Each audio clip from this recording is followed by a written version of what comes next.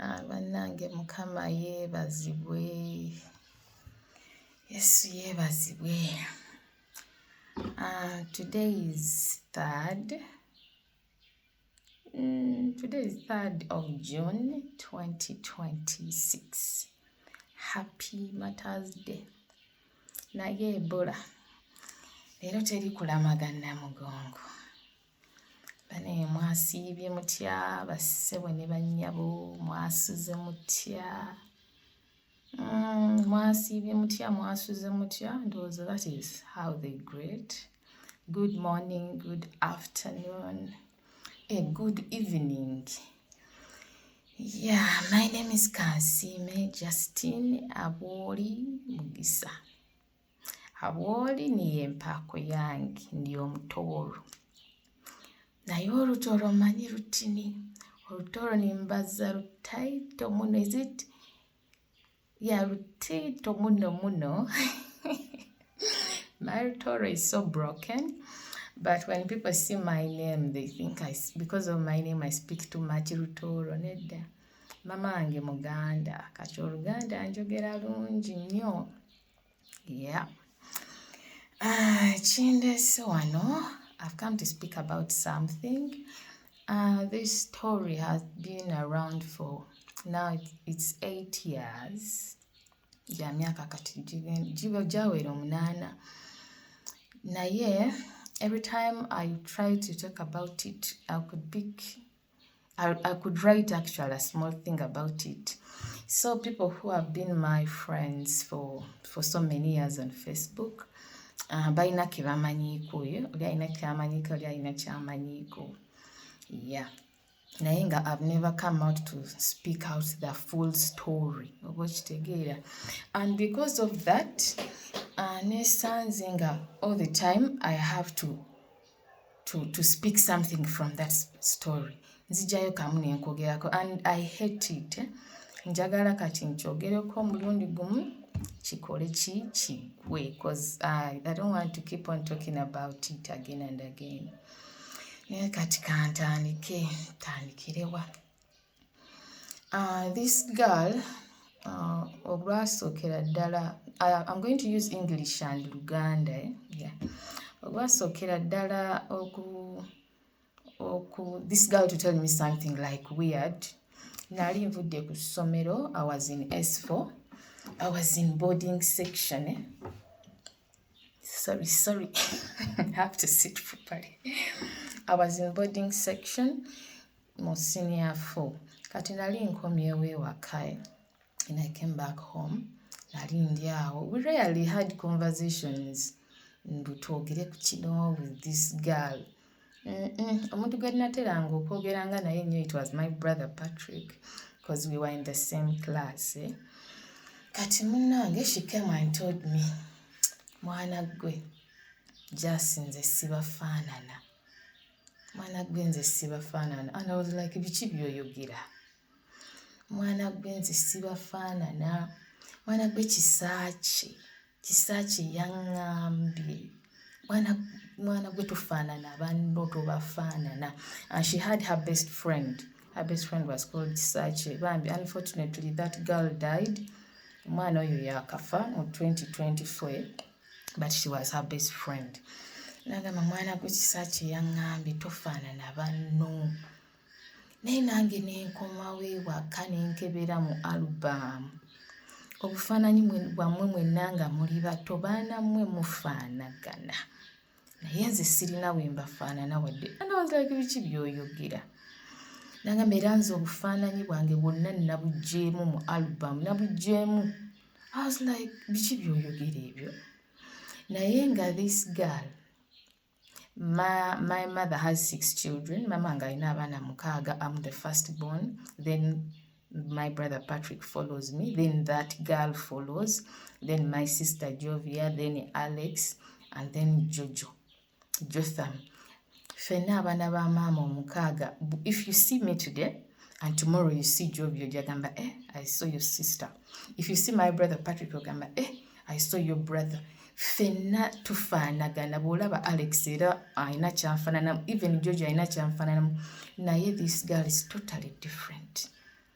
omanyi omuntu ali totally different era waliwo mami Winnie ali yaŋŋambako but that girl is she your cousin biki oli omwana bw'omulaba nga tuyimiridde awo ffeffe n'abaana ba maama omukaaga you can think she's our cousin tatufaanana wadde muwanvu her face is long ate ffe our faces are short kwegamba bambi ye wanjawulo nga bw'owulira totally different the skin color everything she's totally different naye munnange bwe yaŋŋamba nze amazima ga Katonda nakireka awo I didn't even think about it oba it's because it was not about me amazima ga Katonda saakirowoozaako I didn't do anything nakireka awo saagambako na muntu wadde n'omu I remember very well awo nakireka kati naye tetwaddamu kubyogerako kubanga nga bwe mbagambye nti I was always close to my brother Patrick era I remember all the conversations nazinyumagana Patrick I rarely had conversations with her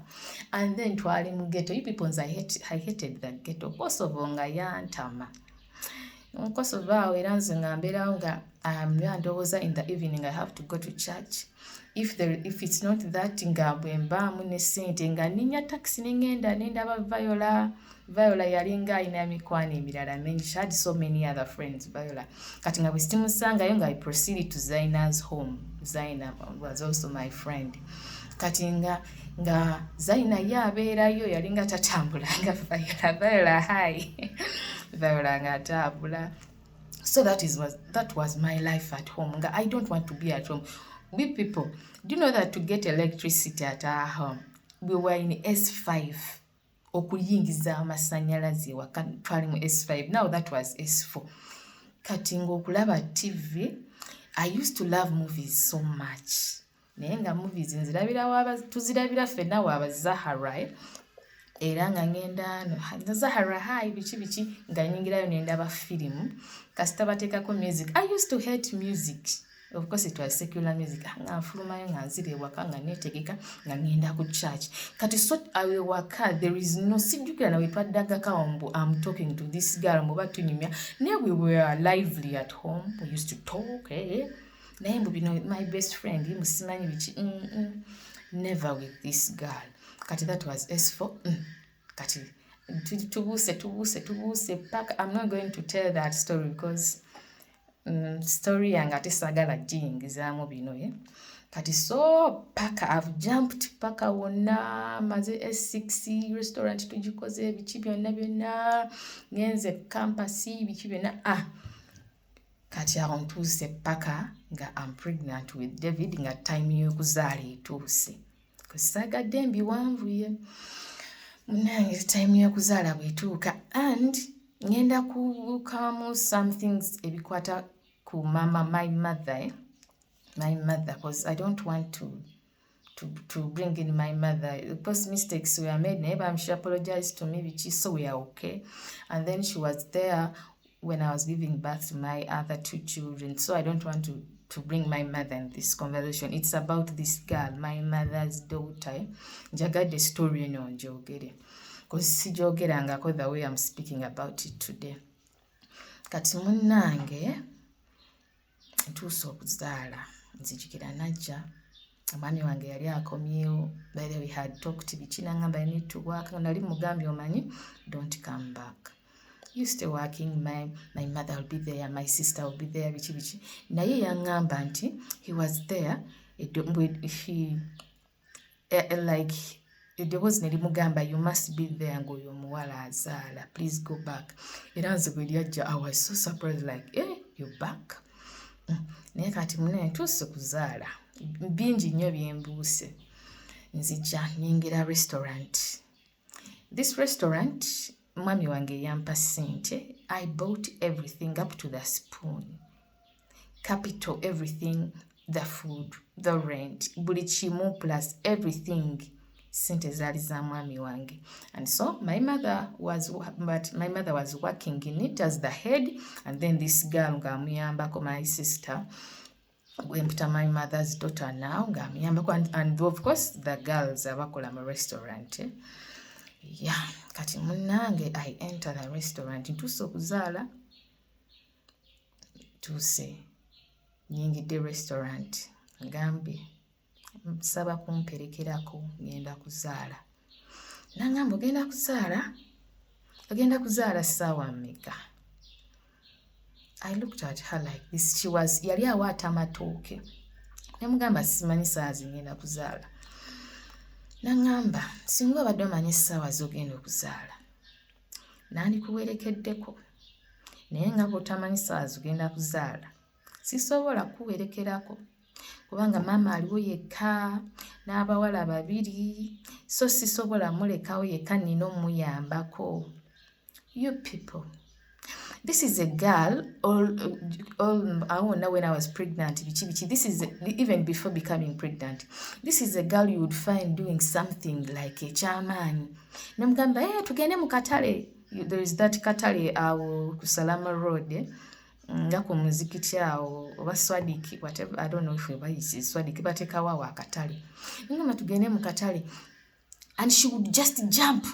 Mama ngamugamba naye sooka omalirize ebyokola olyoka ogende, and the girl could be like tugende, and ngamugamba no, sooka omalirize ekyo, first finish that tugende. Nga ebintu ebitaliimu makulu. This is the girl, she used to play bazanya emizannyo, she used to play those comedy, whatever, not comedy, emizannyo at church, yalina group gye bazanyirangamu emizannyo. The girl could be moving up and down, and sometimes ngamugamba naye lwaki totulako oba okitegeera otambula nnyo anti munnange tugenda kuzanya ng'ayagala okubeeyuka, omanyi okutambula. This is the girl. Naye when my time came to give birth, the girl told me sisobola kuwerekerako mpozi nga madde manyi ssaawa z'ogenda okuzaala. You people, I went back to the car. Mwami wange n'ambuuza, mama agenda kwetegeka. I looked at him like this. Now ng'amaziga gaagala kujja. He looked at me n'angamba, it's okay. You people, we went at home, packed things. I went to hospital, me alone and my husband. Ntuuka bagenda okunkebera pressure ngeri waggulu. The nurse told the doctor, doctor, it seems this BP machine has a problem. Bichi. Doctor najja, kumbe baali beetemyako. Doctor agenda okujja okulaba pressure. The man looked at me like this, ndowooza beewuunya, why am I even still okay? Nga pressure yange eri waggulu. You people, nanyiiga. Ne bantwalawo mu karuumu ne bankuba empiso ezikendeeza blood pressure. Ziri empiso zaali zookya, bazinkuba wano on the butt, naye nga I feel the heat in the mouth nga ziyokya. Ne bankuba eddagala nga bakendeeza pressure, kubanga the pressure, it is pre-eclampsia, your high blood pressure during pregnancy. The high blood pressure that I had, baali tebasobola nakuntwalirawo mu theatre biki basooke bannongoose. Balina kusooka kukendeeza pressure, banenanyiiga buli obusungu bwe nafuna. Nange nekendeera ne bateekamu catheter, urinary catheter, biki akapiira, engenda ne bannongoosa. You people, the boy was very big. They showed me the baby. See your baby, is he mulenzi muwala? Nengamba it's a boy. David yali munene nga muwanvu. I looked at them and the doctors saw me, I think, bone bamanya, even we had come to hospital during that time, naye ne bamanya nti ndi wa C-section because I was very young. The stomach was very big, as if I had twins. Kyokka nga yalimu omwana omwo. Nanywa yogurt, nanywanga obuugi. You people, I ate a lot of things. Manyi first pregnancy, batomanyi nabyo inakulira. The boy was so big and I was like, how could I push this baby? So it was God's plan. Kubanga omwana yali munene muzibu nga muwanvu nnyo. Munnange nga tuvaayo, basooka kutwala baby ne bamuwa taata we. Nze nesigalayo nga bakyamonitoringa pressure yange, blood pressure, paka we are stabilizinga, ne banzijayo. Kati so then ne banzijayo ne bandeeta mu room. Reaching there, nurses were passing by. Nga bajja bankeberako ne bamubuuza omwami wange, mama ono omwana aliwa? N'asirika. bannange ate maama wo, and he was like yes nga maama wange abadde muno mu Uganda yandibadde waali wano naye taliyo. Nomugamba ssebo olina okufunayo omuwala omukyala oba omukazi oba omuwala ayina agenda okuyambako kuwona omuwala kubanga togenda musobola wekka nga gwe olina okuleeta kino gwe olina okuleeta kiri ate gwe olina omubeerako. Katina abo ne bagenda and he sat there n'alowoozaamu. After he told me, Kansiime mpa ku ssimu, you give me your phone. Nangamba jjamu password. No, it didn't have a password. Nenjimuwa n'afuluma awo n'agenda wabweru. Simanyi bwe yabeerayo ffe kubanga jjukira nali nkyaliko whatever eddagala biki anesthesia ebyo bakkuba nga bagenda okulongoosa biki. So it took like 30 minutes over outside there to come back. He entered with this girl, my mother's daughter. I said, but you people, the other girl can fake good, but you omuntu a faking a personality, a faking. This is a girl who can being she's not happy. Nena faking that fake smile. Manenze. Oh my God, I have never been fake. They can see me. If I'm happy, I'm happy. If I'm not happy, you will all know that I'm not happy. Minange. Hey, Karika baby. Hey, very fast. She ran. By the way, when she entered in Katinomani wange n'avaako emabega namutunuulira bwenti. N'antunuulira n'asirika nange n'ensirika. The girl went straight to the child's diaper. Yagenderawo ku diaper ya mwana wange David. Amusumuludde amangu agwa. Mannange akoze pupu amangu. Omanyi omuntu okujja specific to the baby puna amusumulula. And I was like, what's going on? Namukyusa pampa. Mannaye nga kirungi. Oh, David was very handsome. David had big eyes. David took my eyes, but he has a different facial structure. Face ye mpanvu wait. Now but he got my eyes. Kati amaaso gano we gatula mu socket size ye gavayo manene nnyo because his facial structure is not the same as mine. And the boy was very handsome. Bayenga mulungi. Banongosa ku C-section yali ya Lwakusatu. Ekiro. No, yes, that night now like Ingabula Banti, this night tomorrow is like we are now in 3rd of June. Ekiro ngenkera Lwakusatu sawa 8 ebanongo bakola C-section ebichi. So kat Wednesday ne tubeerawo. Thursday, Friday they discharged me from hospital. Friday ne tukomawo ewaka.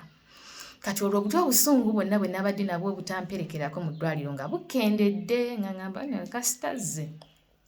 Tutuuse waka ku machaps ku Friday rebansiibula kati nkera ku Saturday akedda ayozezza obugwe bw'omwana afumbye obuugi biki ampadde ku buugi. I drank 1 cup the breast milk nga mangi.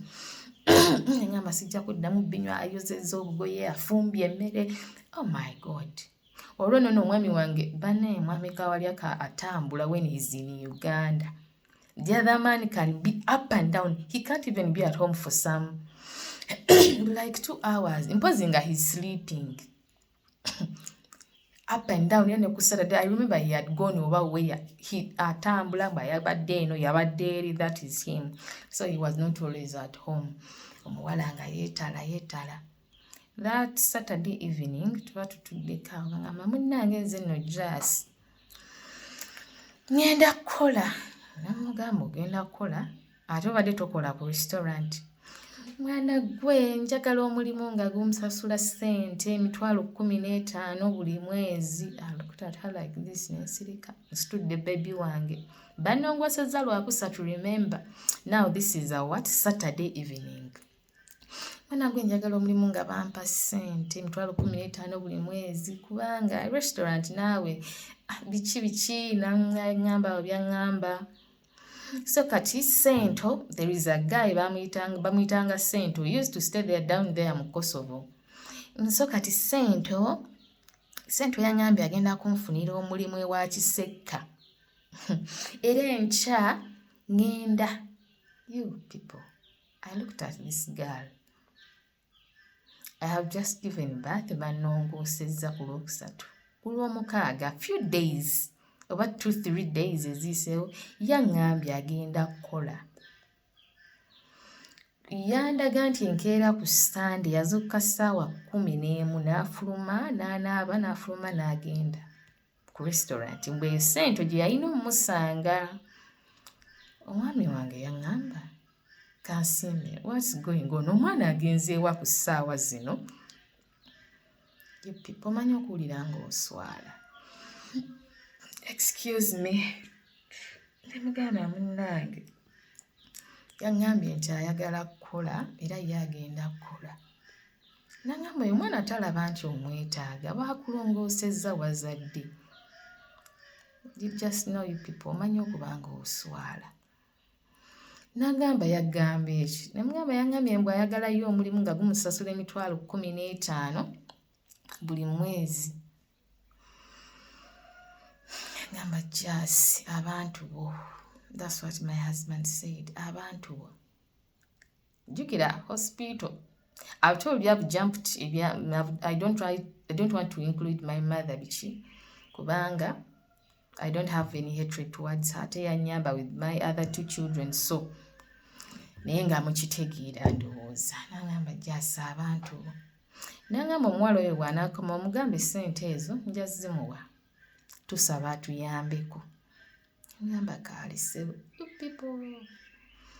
Omwami wange era agenda akola emirimu gye gy'aba akola bino akola biri. When he's in Uganda on vacation tabeera wakakozi. He moves a lot. Engeri gy'aba alina short period of time. Munnange the girl stayed at the restaurant for the whole day. Yakomawo lwaggulu. Era bwe yakomawo namugamba ewagenze n'okola. Nenze Ssente olunaku lulamba naye talabiseeko biki. So kati nja kulaba enkya. You people omanyi okuba nga baakulongoosezza oli nakawere oli baby first child tolina nabyo omanyi nnyo okuba na you need help. Naye omwana the girl you call your sister. Yeah? Nga akulaga ali ku bibye byagenda kukola. Kyokka nga she's at your home. Yeah, people. Bane Mukama ndaze emitima gy'abantu nze abantu mbeewuunya. Ng'ali ku bibye. Ne mugamba Tata David yaŋŋambye ssente ezo agenda zikuwa. Asaba otuyambeko ku mirimu. Buli mwezi. Mugamba ye. Kale. Enkeera n'ayoza engoye n'afumba n'ayoza ebintu n'asiimuula. Every evening alina okukkirira emmanga ku restaurant. Kumbe bwe yatuukanga eyo nga njogerako. You people nze I'm talkative. Naye I'm very selective. In that nze n'omwezi gugwako nga soogedde n'abantu balala okuggyako my children. Obakitegera my maid sleeps in a rental. Era maid wange akola mirimu gye kwoza ngoye kwoza bintu kusiimuula kufumba. Naye mu bino we are conversing, we don't have conversations. Once in a while. And I make sure njogera naye like for 10 minutes weziba nnyingi nnyo kubanga nagenda okulaba nga when I speak much with her it brings some kamanyiiro. Katate Mukama n'annyamba because of the space asula mu rental. Bamaidi bamanyiira nga asula mu main house. My God. Naye kati so okwogera kwange kuba kutono. This is the only girl that I was talking to. Owekitegera because she's the only one who was living in my house. Naye bwe yatuuka eri ng'ebigambo byanjogerako nze olwo simanyi munnange. Kati omwami wange yabeerawo kati n'ennyoko zaabalawo like 1 month n'addayo 4 weeks. Naye ng'era abadde atambula tajjukira I had given birth. Omwana abaakaaba, omwana bamukoze tayiri circumcision ngambe ndi ku omwana akaaba biki newborn. So he was not always there because this girl was around nga nnyambako kati ye bambi ng'agenda n'akola ebibye. And sometimes he couldn't even come back at night nga nkubira n'angamba just ntubale tugenze simanyi busunju eno nga tukola biki those farming things. So kati tusuzeeyo kubanga ate nkya tulina okukeera okukola biki. I thought ng'okukoma weeye makindi nga kijja kubeera very tedious nga bikoobya ate nkomewo neebaka ate nkere. So twasigadde so like that. Oba okitegera he was not around at home. kati ne lutuuka n'addayo lwe yasimbula bw'ati bwe yaddayo after like 2 days 4 weeks neziwera omuwala ono jjukira twamugamba yatugamba ayagala ssente ze tumusasule okitegeera kati so 4 weeks neziwera n'agubala nti mwezi teyaddamu kukola mulimu ng'akeera ku makya n'agenda n'asiiba ku restaurant n'asiiba ng'ayogera nga bwammanja musasule ssente ze kati jjukira omwezi gumu gwe gwali gwakawera David omwana wange ali 1 month nga maama wange akyajja okumunyiga ekyogero my mother ng'ajja kunyiga omwana ekyogero nagamba munnange nono Harriet abeereyo ku restaurant ayagala ssente ze nti ayagala ssente ze you people nga nkyewuunya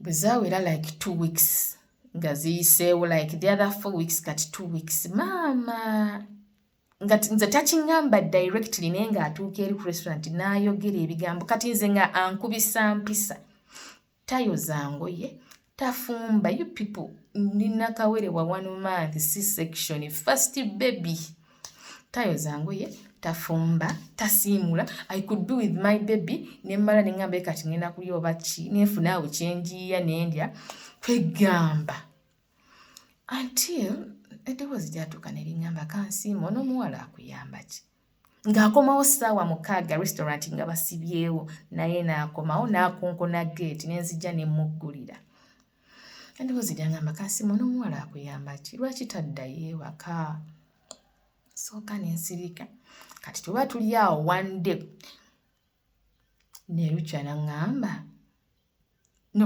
yakeera ku makya kwolwo ne mugamba onoogenda ku restaurant siina maanyi leero ngenda kubeera wano ngamba ye nga afumbye emmere ne tutuuka essaawa z'okujjula n'abigako mmere yange yokka ne mugamba yi togenda kulya mmere nedda nasiibye ngamba wasiibye essaawa nga zigenze togenda kusiibulukuka nedda nagamba osiiba dry nagamba n'asirika ekiro ne kiyitawo the second day now the food she had kutuba gwali mukyera bali twazimatooka I don't remember she was like toza leero tetufumba kubanga era nzi sigenda kulya ne mugamba era okyasiiba nti ensiiba nga bagala ali mu kusiiba dry fasting second day kati the third day awo ne mmanya nti ali mu dry kati the third day mba ntudde bwendi you people I was very protective of my baby eddoboozi nga lyaŋŋambanga beera ku mwana tova ku mwana nze simanyi I was very protective of David era oyo muwala tewali lunaku lwe yanaaza mwana wange nze namunaazanga nga eddoboozi nga liŋŋamba beera ku mwana like that okitegeera munnange basitudde omwana wange this girl nga yali nga tambuuza mpitako buyisi n'afuluma n'agenda n'akomawo nga nsirika bwe nti n'entunula ali nsitudde omwana wange n'ajja n'atuula awo ku side mu ntebe n'atunuulira omwana wange bw'ati I think TV was on kwaliko TV I don't remember what I was watching on TV bagamba kale mbu oyo omwana afaanana taatawe nze siraba waamufaanana nze ndaba afaanana ggwe emugamba ne bwanfaanana nze maama we si nze maama we my son David he had big eyes naye nga face yonna it is for the father the head omutwe gwa taata we naye ng'alina amaaso amanene that was the only difference he had kati ekyo ne mugamba kasita nze maama we ne bwanfaanana n'agamba kale olaba oyo omwana taata bwe yakuba okutugamba mbu wali ozadde naye nga bakulongoosezza nali manyi agenda gamba kozi yakuba n'agamba hello Harriet wasuze otya muli mutyeyo jasa azadde naye bamulongoosezza nze nali manyi agenda gamba jasa azadde naye omwana afudde you people omanyi omuntu okugamba mbu omwana afudde freely like that it's like omwana akoze susu oba omwana akoze pupu something very easy bwato bwe yakikubawo bwe nali manyi agenda gamba jasa azadde naye omwana afudde I looked at her ngamba ogambye eki? Iye nze nali manyi kyagenda okugamba. Ne mugamba nga lwaki olowooleza bw'oti omwana wange okufa. Navaakaawo bwe nali ngenda okuzaala bwe najja ne mbasaba mumperekere ne mugaana. Nali mulwadde, nali nfa, nali nkankana, nali nzirise. Lwaki walowooza ekintu ekyo? Bwe namubuuza. Koye anti wapositinganga ebifaananyi ng'oli lubuto, wenna tova ku Facebook. Ne mugamba excuse me. Abantu bonna bapositinga ebifaananyi byabwe eby'embuto ku Facebook nga bazadde. Abaana baabwe bafa. Era abamu bafa. Naye kale nze just nali manyi nti yagenda kufa. Yalina kufa. You people, I looked at that girl and nesikamu bwenti. In my mind, netandika okukuba obufaananyi okugattagatta statements zona omuwala zaabadde nga ayogera nasirika bwenti. Kati naye tuba tuli awo wennyini ng'eyo conversation kati esirise nga maze okungamba nti my son had to die ntwatyo ng'akyogera very freely nga akwata essimu ng'agindaga. Kale olaba oyo omuwala yazaala yali mu masikwayo oba which church mbu yali mu masikwayo naye yazaala kyokka nga tebannamukuba n'ambaga. She was like ng'alinga agamba nze nti I had given birth naye without the wedding. Kati nange ne mugamba naye era asinga banjoloza bali mu masikwayo omwo bameka nga bajjamu embuto. Nakimuddiza because there is something that happened there. But I'm not here to spoil her name. That's why sikyogeddeeko. Naye kati nange nakimuddiza. Ne mugamba ekyasinga bangi nnyo abajjamu embuto mu masikwayo. Masikwayo temujjuddemu abawala abasiiba bajjamu embuto. Naye kyamudduguda. Nange nekimuddiza. Ekyo nakyo nekimugenda ku mutima. Asirika. Naye n'omuwala gwe yali andagasamu. Kati then anziriza eresimu. Buuyo omuwala omwetegereza. Aba ndaga bw'ati essimu. A message pops up. Kati mbazaako emabega nti omwana lwe yatandika okusiiba dry what? The following day that night I was having a conversation with my husband, Mwami Kawalya. Simanyi oba busungu bwava ku ki naye I remember I blocked him. Ekyali kitabanga nawo. Of course, when I was at campus, unblock ki. Naye that day specifically namulinako obusungu bwe simanyi gye bwali bwava. I blocked him the very first day lwe yasiiba dry that day that night. Nagenda mu second day ya dry ye nga nkyamu blockinze, third day nga nkyamu blockinze. Jukira nina newborn baby. Musajja watayagala kumanya what is going on. Naye nga nze sikyajukira kye nali mu blocking de naye namulinako obusungu bungi. I was so angry at Mwami Kawalya naye nga simanyi na busungu. I don't remember what it again. I remember namulinako obusungu bungi nga mu blockinze on my phone. Kati jukira my husband oyo Mwami Kawalya, he had gotten this girl's number wali we yansabira essimu n'amukubira ajje mu ddwaliro nga nzadde. You remember? Kati I see this girl tuli wana ali mu kuŋŋamba simanyi someone who gave birth without simanyi biki the wedding. Nange ne mugamba era many girls are aborting biki nakyo ne kimudduguda because nakyo kyamu it was exactly about her. Oba kitegeera. Kati ng'akyampadde essimu, a message pops up. Nga it is +1 number. Nendaba enamba nengikwatako bwente. Genda okulaba nga it is my husband. Ng'abuuziza, excuse me, ng'abuuziza, Harriet, how are you? How are you doing? How is Justin? How is my son? Muli mutya ewaka? Messages yali aweereza. Kati nze jjukira namublockinze ku ssimu yange era obusungu nkyabo mulinako. I don't remember what he had done to me, but I was so angry and pissed with him. Kati ne muddamu mangu nnyo. Ne mugamba, what are you telling my sister? I blocked you on my phone. Don't even contact my sister because sagala na kumanya bikukwatako. I wrote like 5 messages very fast. You know, I can be very fast at typing, which because I've taken so many years in a long distance relationship. Kati mbeera nnyo ku ssimu ye.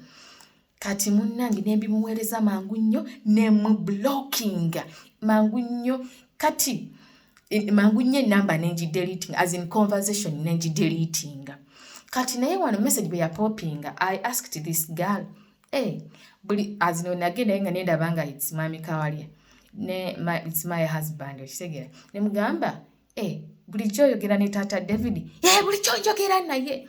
That's how she answered.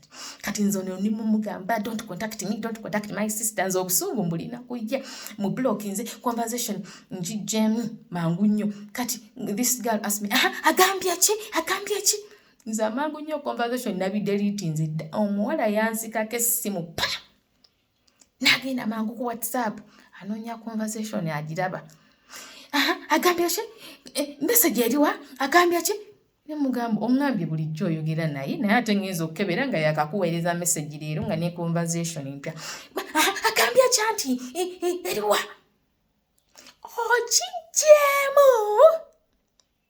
You people, the girl shouted at me. Okigyemu message eriwa. People omuwala yanyiiga nze kuli okundeekanira nali sikulabangako mu bulamu bwange omukazi yenna nga ndeekanira bw'atyo even any other person. Okigyemu message eriwa. N'atambula n'agenda mangu n'afuna akasawo ke boom she got out of the house twali mu sitting room awo n'afuluma n'agenda. Now I get the story after she had left my home. Mbu bwe yatuuka mbu yayingira restaurant n'agamba mama sebo Tata David abadde asindikidde message ku simu yange naye jasa abigyemu mu simu yange sebo abidelete nze n'enamba n'agijjamu. My mother namugamba abijjamu ate simu yiye ate yiye erasigala nga boogera awo ebirala. Kati omuwala bwe yafuluma this anger that I had on my husband disappeared immediately, as in when she shouted at me n'afuluma anga nenvaamu neŋŋamba I unblocked him immediately. Ne kati nesigala nga ŋŋamba kiki kino? How can a girl shout at me like this? Eddoboozi bwe liŋŋamba nti ono omuwala tabanga badde asiiba dry yakufuna namba ya ssimu kubanga obusungu bwe yali alina.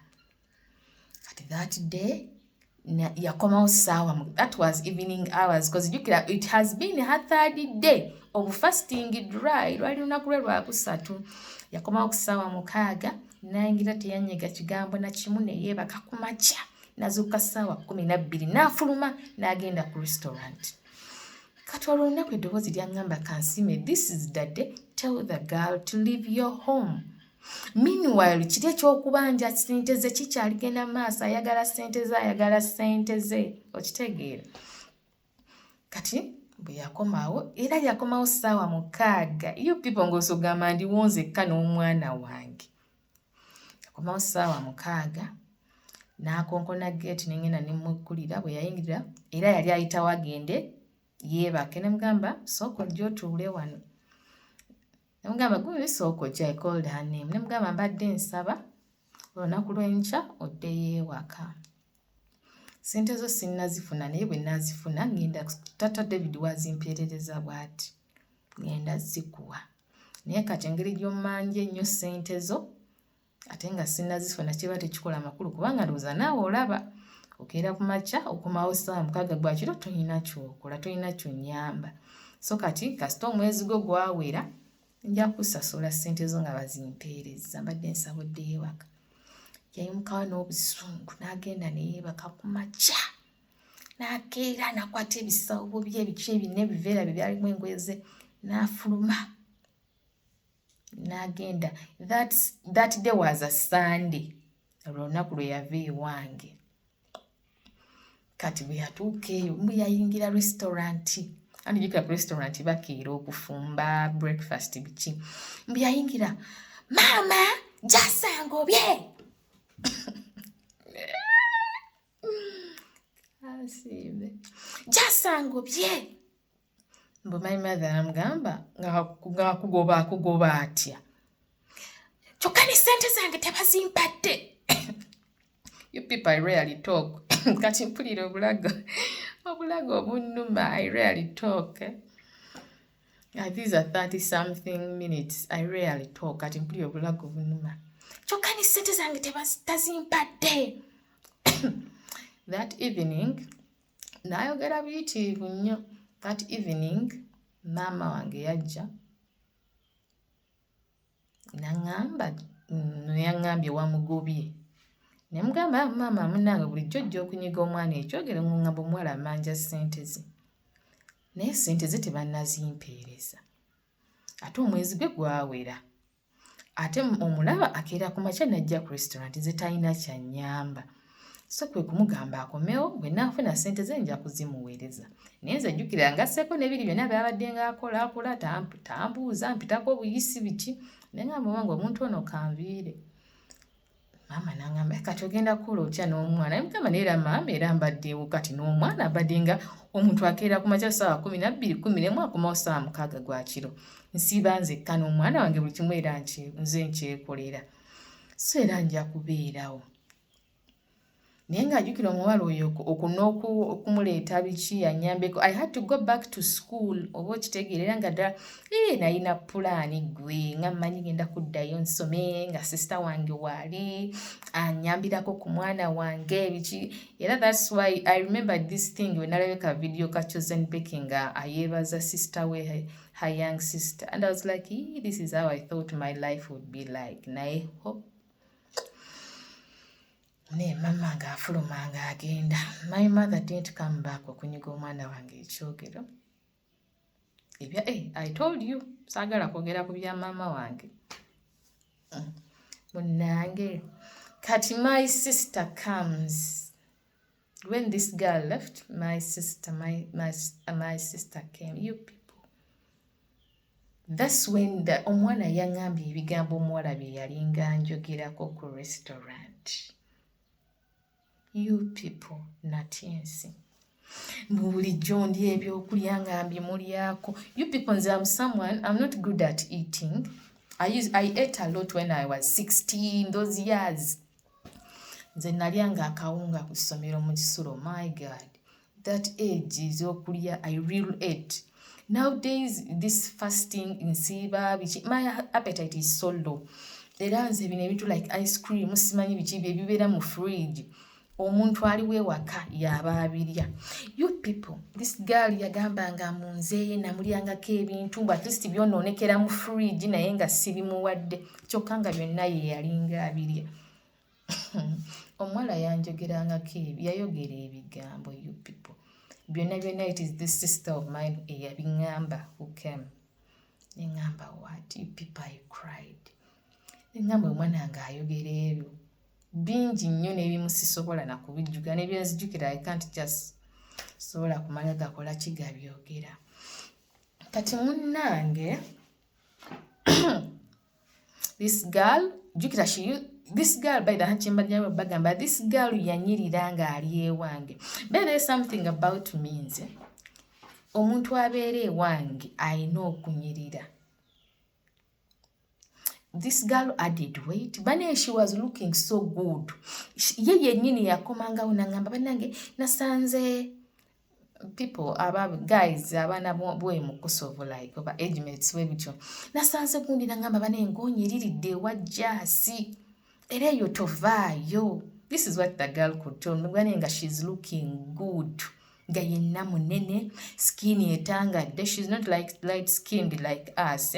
Nenga anyiridde yenna akyamusera atangadde alabika bulungi. Era at church nga babimugamba. At church, La Love Works Church. That's where she was going. And as I had left some years back nga church nagivamu. Bane nga bamuwaana biti abane onyiriridde wajja. Si bane ndowooza naawe onywa amata ga mwana. Hey, and this is a girl who can talk. Nga bwenjogera naye ate oli ansinga. She talks more than me. Nkubisa. Naye I think to us who know her, to people who don't know her abana abalala who just see her like not from home, ndowooza tebamumanyi nnyo bw'ayogera. Munnange nga bwe yatuuka kati nga mmaze omugamba addeyo ewaka. kati that the reality yamuhitinga. You people wali mu Kosovo ewaffe we twakulira nga nga bw'ovaawo tosobola kusaba nti okomewo. Oba kitegeera, when you leave Kosovo you don't be like mboba nzireyo biki. When you come back to the other ghetto life, oba kitegeera owulira nga kati jukira this girl had spent like 6 weeks in my home, era ye nga amanyi talidda mu Kosovo, yavaayo yakola ki, yavaayo. Now she had gone back. Oba kitegeera kati noza nebitandikwa muhi ate nze by the nze olaba nze kansiime nga nakwagadde. If I love you and like now like those family members, my sister bichi brothers sijja nnyo kubaga naye my sister bichi nenkwagala nnyo nenkukyawa my dear, you can really feel it. Oba kitegeera you can really feel it kubanga nze I'm very genuine when loving someone. I love someone wholeheartedly. Kati reality sets in. This girl was like just yangobye. Oba kitegeera kati nooza she goes to church. Of course after rehearsals those days she would cross the road bichi sometimes ngaakomawo there are some guys who used to come up there Boston makidde Boston yiwaggulu gye twabeeranga kati ngaabamu ayambuka nabo era nga bamumanyidde kati weeno waggulu si weeri wansi mu Kosovo. Oba kitegeera kati ndowooza nga bamubuuza ate what happened nga you're not going to your sister. Kati this girl by the way kati waliwo statement gye yakola wali kambazeeko kati n'emabega wali bwe yayingira n'agamba mama jesimu ya tata David abadde ampeereza message mbu mama n'amugamba ng'abijjamu ate essimu ye kirabika alowooza nsobola omwagalira bbaawe. She made that statement that day. Kati wano nga mugambye anviire addeyo ssente ze nze jjukira yanze the main reason biri byonna yabikola nenze the main reason yamuŋŋambisa nti mune omuwala ono akuviire kwali kumanja ssente ze, it was too much on me. Oba kitegeera ng'ate talina kyannyamba neŋŋamba wange omwala ono kaagende ssente ze nnajja zimuweereza. Now when these people at church mikwano gye when they asked her nti oba lwaki oba toddayo waka tuli mu kuddayo biki ng'ate nga bumanyi she talks a lot kati simanyi bye yabagamba. Of course she would not tell her nti mbadde mubanja tannansasula ssente zange because they would be like omubanja ssente zaaki. Oba okitegeera kati naalaba nga kijja muswaza okugamba nti nno amanja ssente kubanga abadde the help she was giving me as my sister she wanted me to pay her as a maid. Kati ekyo nga tasobola kukyogera ndowooza ye yabagamba actually yabagamba she told them mbuyangobye kubanga abadde alowooza mu nze nja mwagalira bbaawe. That's what she said. Mbuza I just her kubanga I thought wajja kunjagalira omusajja. Kyokka you people I'm in a long distance relationship. Omusajja owange tabeerawo. Abeerawo kati nnyo bunaddayo. His vacations are always short because he has to work. Kati statement eyo nali amazima ga Katonda waliwo nze ebintu bye sirowoozanga nako mu bulamu bwange. Kubanga kati omwami wange atabeerawo ntandika nti okirowooza nti ono omuwala agenda kunjagalira bba. Ate nze bane waliwo ebiboozi bye sibeeramu. Ebiboozi bya gundi yeegwanyiza bba wange. Nga bwe mbagambye right now I have my maid is gigenda kuwera 3 years nga I have this maid of mine. Naye we don't talk. And good enough, I brought her when she was pregnant. My maid nze nga simanyi nga bwe mbagambye nti asula mu rento. Nga asula eyo olubuto ne lukula ate nze mbeera muno mbeera ku baana bange. You people nze I'm so bad oba so good at minding at my business. Nze nfa ku binkwatako oba nenkisussa. My mother yajjaka nangamba omuwala ono ali lubuto.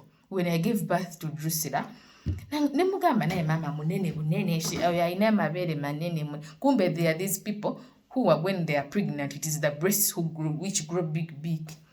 paka omwana we yatuuka ng'ali kumpi kuzaala n'aŋŋamba mbu all along she has been pregnant. Kati mune good enough kati yazaala ne mukomyawo koza asula mu rento tasula mu main house so kati omwana we talina ngeri gyankosaamu bebi we. Kati era nze maid bwe yazaala she stays with her child.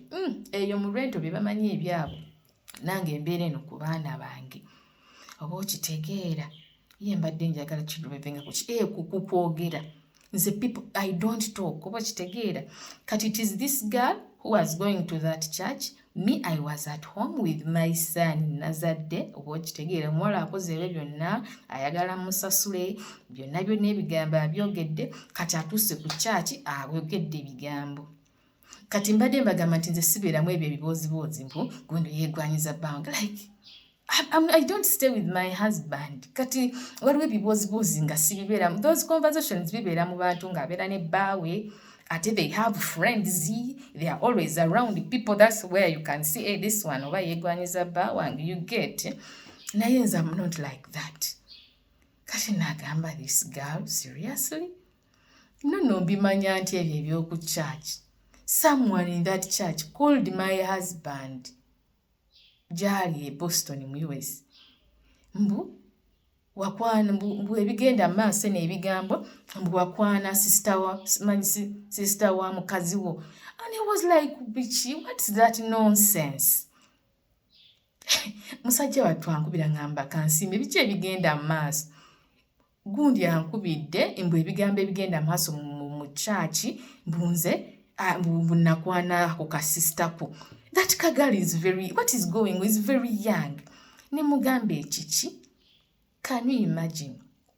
This girl, instead of saying the truth, that I had told her to leave my home because yali amanja sente ze nga sinna zimusasula. This girl yagamba mbu I just her away from my home mbukubanga nalowooza mbu ajja mbu yeegwanyiza bba wange busimanyi bajja kwagala bba wange.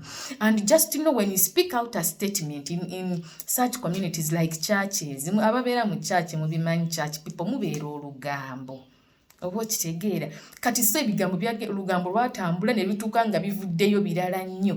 The statement that she said byegenda okutuuka mu bantu abalala ate nga it is very different. Because even the wife to the pastor, Mami Agnes, called me. Nangamba munange oba byabaawo, it's okay. And you people, I was like, biki bino mami byagambye byabaawo. Nga tebibanga nawo. She told me something very bad. And then I didn't have time to explain to her because it is a long story. Okumunyonnyola ebyangobeseza omuwala ewaka nga sina ngeri gye mbimunnyonnyola naye nga just no kati bye bigambo ebyatambula. Kati time bigambo ebitambula ennyo nagamba no, I need to tell my part of the story. Naye nga bwe mbagamba nze mbadde sivanks up to this is the first time I'm coming out to speak like I'm speaking in a video. Nawandiika a post on Facebook. Kati e post bwe yatambula ne bagiraba because I explained what the girl had done biki. Kati the girl changed the whatever the narrative nagamba munze I told the people mbu yali yeegwanyiza bba wange. Ne bannange bba wange omwegwanyize nga tabeerawo. Kintu that is the thing ekyasinga okunnyiiza n'okunnuma. Omwami wange tabeerawo. Era mbaddewo naawe ffeffekka ewaka and then you bring out such a stupid thing. Kati wakitegeera era even the last there is a conversation ye gye napostingako last year. I posted that conversation so that people could believe that girl. Abantu balowooza mbu that girl cannot even insult me. Mbwantya nnyo. It was my brother telling me that oyo muwala akutya. They can see me gwe biki nengamba okay, this is the conversation from the girl. The girl was insulting me, calling me stupid biki. Abo kitegeera. And the thing nga kyali akulembeza mbu no, you told wagamba abantu mbuze negwanyiza bbawo like seriously nga bantu kibe nagamba. The girl yayogera ebintu bye ekyewuunyisa this girl about the money. Later my husband sent the money ne musasula sente ze ebyo byonna tewali muntu abyogerako. all the things that she did oba kitegeera ebyo butamperekera ku mudwaliro teri muntu abyogerako wabula kino buli omu kyakuliriza yagoba sister we mbukubanga yali amanyi sister we ajja kumutwalira omusajja amutwale nga tabeerawo. You get nange natuulawo kati ono my sister who came after nga nyumiza but that girl told my mother balingawo ng'abanyumya mama olaba amaze njagala afune enamba ya David and my husband is David Kawalya, even my son is David Kawalya. Kati yali nga tetunnazaala awo oba nali nzadde I don't remember but I think nali nzadde njagala afune enamba ya taata David wa mama nga njogera naye directly ebikwata ku restaurant eno ezo sente zaweereza jasi mutongere mu restaurant sente abeere nga aziweereza nze kubanga mama olabo ejasi bayinza n'okubanga bamuweereza like kakadde kamu ye n'atuwaako 5,000 nze njagala mbeere nga njogera naye buli kimu ekikwata ku restaurant nga nze nkimugamba. When my sister gave me that story nenkigatta ne kino eky'omwana okusiiba dry gwe omwana yasiiba dry afune enamba y'omwami wange kubanga era long distance relationship communication erina kubeerawo ya ssimu oba kitegeera. Kati this girl yali nga tasobola nga bwe mbagambye engeri gye yakyusa there is no way yakyusa embeera ze biki there is no way she could ask me nti mpe enamba ya tata David because jukira here when he was calling her wali nga nzadde kumuyita jja tuyambeko mu ddwaliro he was using the Ugandan number ya MTN oba kitegeera kati eri ya US yali nga omuwala tagirina. There are some few people abali bagirina mu church but there is no way she could leave my home agenda abasabe number. Everyone could be like you want the number of the husband to your sister, why don't you tell your sister to give you that number? Kati ndowooza bwe yabigattagattamu ate nga nange ataddewo kiri ekibeera tanyega biki kwe kusala wasiibe dry. You people enviri zanva ku mutwe omuwala yasiiba dry naye ne you people it is good to be a friend to God. That's why you have to keep on praying. Ne bwoba owulira tosobola kusiiba siibayo siiba kubanga you people you don't know what prayers people can pray for you. Oba okitegeera era nebaza Mukama olwa mama wange kubanga singa mama wange yali mulogo if my mother was a sorcerer nga mulogo bano bamaama abalogo oyo omuwala yalina kundoga yanditulozeeroze ffenna naye kubanga Mukama yatuyambe wakati twakola mama waffe mulokole mukazi wate ebyokuloga byonna tabimanyi. By the way, there is a story ebyokuloga sometime back when we were still young. There is this woman story nkabawe nekankabawe my at pumulimu eyo tata yagenda nga afuna there is a guy who yafuna nga bamito basali nga sali afuuka mukwano gwe. My father used to make a lot of money. You people when we were young life was good. Every Christmas new clothes, new shoes, bichi nga tata afina sente zimumala. Mnenga he becomes a friend with this guy Sally man. Now this man tells my father mbwe mukisa oyina omukazi omu oyinza otya okubeera n'omukazi omu naawe nga tamufunira mukazi nga my father gets this woman nga beekwana nga batandika relationship. Now that woman was in that place my father gyakolera eyo oba kitegeera. Kati there are other women who also work from that place nga ate bamanyi mama wange they come and tell my mother nibaje ne bagamba mama wange banange oli omukazi gwe yafunye mulogo era bane mama jasoli no okuloga biki. My mother was a Protestant those days twali tubeera kabowa. Kati that woman who came and told her is called Sise nga bafuwe mindi. That woman nebafuwe mindi. Kati she takes my mother there. Nane nali ewana abazadde temukola bintu abaana abato tuba tutegeera when you're young. Bunange nga my mother goes there. Kati nga sisa mugamba mama just inofuwe mindi biki. My mother nga banedde mindi sijja kugisobola. nga bakale batojja kulisobola eddagala lirino oliteeka mu nva mu nnyama biki amugamba kale nga maama comes ng'ateeka obuddagala mu nnyama ya taata mu nva nga taata ali emmere kyokka ffe ewaka it was a habit taata ng'alina oleka emmere ku sowaani everyday ng'eyo emmere tugyesooka Patrick gwe walidde nedda leero nze it was always between me and Patrick kubanga twali basatu by then mama yali tannazaala this Jovia Alex ne George abasemba yali tannabazaala kati ng'alina nze mukulu ne kuddako Patrick and that girl kati mune nga ffe nga tuli ku set taata kasita I don't know how we twategeeranga nti taata amaze okulya we ran ne tujjayo amasowaani ne tulya emmere yonna ennyama yonna ne tubimalawo. My mother looked n'agamba bannange nateredde omusajja eddagala mu nva abaana bange balidde emmere kati singa bwabadde butwa abaana bange bali nabo tebagenda kufa. My mother was like siriddamu kukola ddagala lyonna mbu simanyi omusajja aba yenze is it cheating simanyi biki kansigale nga nsaba. That is the last time my mother did that thing. Oba kitegeera era my mother used to pray only and she used not nga tamanyi nnyo bambi nabyakusaba because she was a Protestant by then.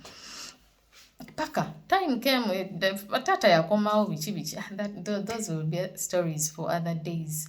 Naye nga kyembadde ngamba nti singa maama waffe yali mulogo ono muwala yandituloze kubanga omuwala yasiiba dry.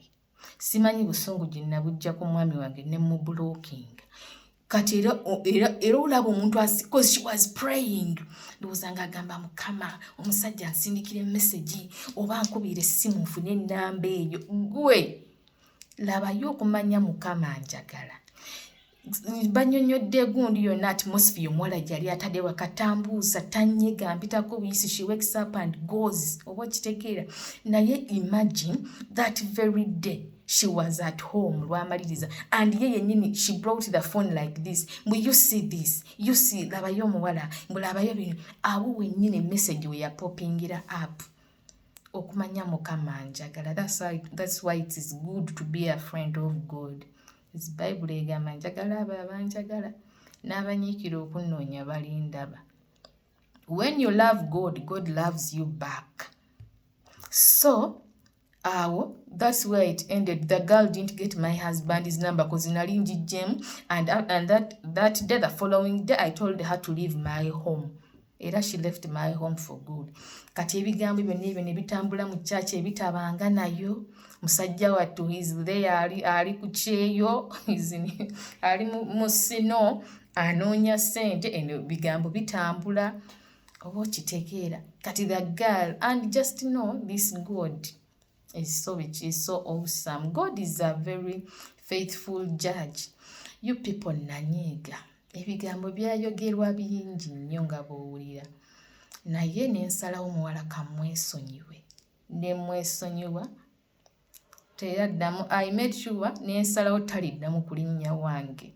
All my siblings could come. My mother she never stepped at my home oba kitegeera nensalawo taliddamu kulinnya wange era teyaddamu n'okulaba ku mwana nze era nze nga saddamu I took years nga sigendayo na waka at home mbu kubalaba nga nabakyawa oba kitegeera naye kati time emyaka ne giyitawo. Of course God is so amazing. God blessed me, gave me this house that we are in right now. My God, kyoba omanya buli kirungi kyenfuna ng'omuwala kimuluma bannange until of recent kati nenzaala nenyongerako Darius, Drusilla and the girl is there at home mu Kosovo. Kati munnange awo nga nzadde Drusilla I think nga ngendo I was going to give birth to Drusilla ngendo okuwulira nti the girl is in Qatar. Nembuuza mama, when did that girl go to Qatar? By the way, kubazaayo mabiga restaurant yaggwawo oba kitegeera era kyaba if someone does something for you please respect those people. ebintu byonna that they did to me okukitegeera saagadde biyingiramu nnyo whatever they did to me, all the bad things, that restaurant could not stand. So the restaurant yaggwawo covid time mujjukira awo lockdown biki ne bagisibirawo ddala naye nga bagenda okutuuka okuggalawo ebya lockdown ng'era yali nga ekoze eki ng'era eweddemu oba kitegeera. Imagine my mother could come and tell me mugambe omwami wo atwongereremuko ku sente naye gwe imagine the time that I went through byonna I was alone. Even this girl, time came nga nina okuddayo ku ssomero, you people. I had to look for someone else to help me look after my son David. Naye nga bo they are there at the restaurant gye bali. And by the way, baali beewaanye that girl. Ate taddeyo okusoma. Katulabe gy'anaateeka akaana ke. You people, of course, nali nasalawo nti ono muwala taliddamu kunsemberera na family yange. So they waited for me to look for them. Can you imagine? To look for them, for her, to come and look after my son. Nagamba nedda mwerimba. I had to look for someone else. So they bawulira buwulizi nti naddayo okusoma. I finished school, graduated, biki byonna. You people. Kati, of recent, ngenda okuzaala Drusilla, ngenda okulyambushiza emikata. And I was like, Mom, that girl yali yafuna omulimu omulala nga she's working, she's making money. Naye nga she lost weight. I took so many years without seeing her. Now one day this sister of mine was having her phone and she was showing David pictures bichi. Nemugamba, who is that one? But this is the girl. Nga she's talking about this other sister of Gwempita, my mother's daughter. Ngomuwala yakoga. I was like, are you sure this is the girl? Mbu ye bwati bwafaanana. Ne mugamba nga yakoga nnyo. Naffe tetumanyi. You people, the weight yenna gye yava ewange nayo yonna yagenda emugwako mpola mpola n'akoga naggwawo. And the girl is now a small girl. As in when you see her, you can't believe nti yali abaddeko n'omunene ng'omwana yali munene. Ngenda okuwulira mbu ali kata nga mama mumwala yali akola ki ekyamutwala anti omanyi they make more money. Waayita mmeka nga she gets a mental breakdown nga mukama ayamba, she comes back. And when she got a mental breakdown, she recorded herself when the breasts are out, half naked, and she herself posted that video on her WhatsApp status. Can you imagine? So everybody had to see it. It's Mami Winnie who told me after seeing it. But thank God she came back. And when she came back, of course, she had done stabilizing her mentally. And I think she was like, she ran mad because she was always thinking about the hatred that I have towards her. Kubanga namukyawa nnyo, tasemberera abaana bange, talinnya wange biki bwe byabeerangako n'alowooza biki paka bwe yatabuka omutwe. Kati, at the beginning of this year, Edozi yangamba, why don't you reconcile with this girl? Kubanga she said she ran mad because of thinking about the hatred that you have towards her. Ngamba wange, why don't I talk to her? Edozi nelingamba, tell this girl, you did this, of course don't explain everything, but you did this and this to me. Aren't you sorry for what you did to me? Edozi nelingamba, if this girl says that I'm sorry, omanya, you'll bring her back, omanya, she changed. But if she doesn't say any sorry, omanya, that is the same girl who did the other evil things to you. Kubanga olunga mpulira ebigambo, this girl can talk. Oyo omusajja tasobola mutwala bweru, mama zinakugamba. That's why it is funny when I see this Nina, this sister-in-law, coming to my page and writing all that rubbish. You people, someone from my mother's womb speaks those same things. Katinze, that is just rubbish. It is total rubbish. Kegamado was a Jacob to display her whatever. But she tells Chinugu over her hatred towards me. You people. The people started hating me when I was very young, and I could look at someone and ngamba, ono muntu sina kye nali mukoze. So if she's hating me because I'm cute, I'm beautiful, yeah. Those things of being hated by females, by women, by girls, it is normal. And now God has blessed me. I thank God He has blessed me. So when you come and shout, era tebamukubanga mbaga, people, embaga mukama agenda kujimpa. Mukama mwebaza yampa abaana. Very beautiful children. I have a home. I'm happy and blessed. And as if it wasn't this sister-in-law who came and put rubbish on my page, which I was so happy with God. My God is a step by step. Watch together. So my mother's daughter, someone I came, like wetwava naye mu lubuto, we came from the same womb. Even nasiba abyogera musajja tajja mutwala bweru. Kati nze, when someone else bajja n'ayogera, it is just rubbish. Oba kitegeera. Kati ebigambo ebyo nga mbiwulira nga abyogera, kubanga my mother could come and be like, wamma, my mother says something. Nakubawa statement. This is not my mother. Amanyizi, I understand. You can speak something, nemanya, this is from you. And the same applies to my husband. He can tell me something, nemanya, this is from this person. This is not from him. Kati so mama ngajja ngamba ebintu ntu nembigattagatta nengamba this girl still has hatred towards me. She's just pretends ekisinga omuluma. No, like my baby Drusilla tamulabangako. That is me, tamulabangako. Darius yamulabako, David bonna yakoma daddo balaba. I made sure she doesn't come close to what? To my children. Kati dozi nelingambe, omwana ono azza okwogerako ebintu abyogere at home where wakitegeera. Naye dozi nelingambe, if she says I'm sorry, forgive her.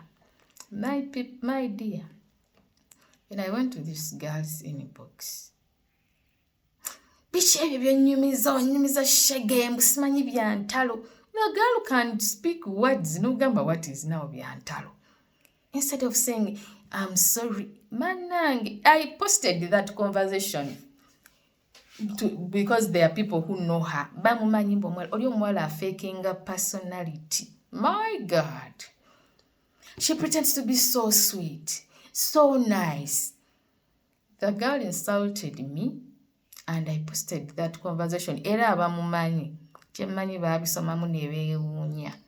There is someone, he was my Facebook friend, my old page, namwogeddeko, Steve Wine. He calls himself Steve Wine, America. Yeah, I wanted him to listen, to watch this story. Okitegeera, omuwala yambuma. Ningamba, wow. So this is the girl, that is the girl who shouts, who she talks to my brother, my mother, bonna. Just blocking, tagala nsemberere baana be, bichi, abalaga nti she wants to be very close to me. And this is the girl who insulted me, calling me stupid and bichi. Nangamba, now seriously, you want to come back in my life and that you insult me like this? It was in Nangamba. That girl should be very far away from you. Era kyekyo munnange kyova olaba nasazeewo conversation kati eno nje having. That is what happened munnange. Byonna omuwala bye yali ayagala okubibeewo Mukama yannyamba tebyabaawo. Naye kati n'agenda n'abaako byayogera yabyogeranga era like someone who speaks out carelessly. Now the thing came back to him. Kati so she goes on saying mbu wagamba abantu mbuze nali neegwanyiza bbaawo ng'abantu nabagamba nabasangawa. Abo kitegeera ebigambo bye byeyogerera bye byavaamu ebirala. Naye nga munange, that is what happened. I saw there are people who are like, mbu you just keep quiet, tobyogerako biki. But I had to speak out. Oba kitegeera munange. Yeah, kyekyo munange. That is the girl there. She's my mother's daughter. Naye nga munange zekyenayiga evil people mwebali nnyo mu family era nze bannange. I have a problem with making friends because of that girl. Me making friends, you do something like this akatonenga bwe nkasime weesonyiwa abantu. But I know when time comes to make friends, it's that time I'll make friends. Nenga kyekyo bambi, God bless you all, stay safe and keep on praying. Bani mothers, pregnant mothers, you have to pray a lot. Pray for your babies. Married ladies, you have to pray a lot. And people will be like, Bani, this girl has a lot of enemies. Yes, there are many. Whenever God blesses you, enemies should come. Yeah. Either if you don't have any enemy, okyali bubi. Musumba wange akyogera obeera okyali bubi gwe nga tolinaayo omuntu yenna akukyawa. Everyone loves you. It means you are still down. But when God starts blessing you like this, nga enemies batandika. So it is very okay. When people hate you, kasitoba nga tolina gwe kiwabakola, keep on praying to God. God will keep on blessing you and elevating you. Bonga. Badda wansi. Okay, God bless you all. Have a blessed Mother's Day. I love you all.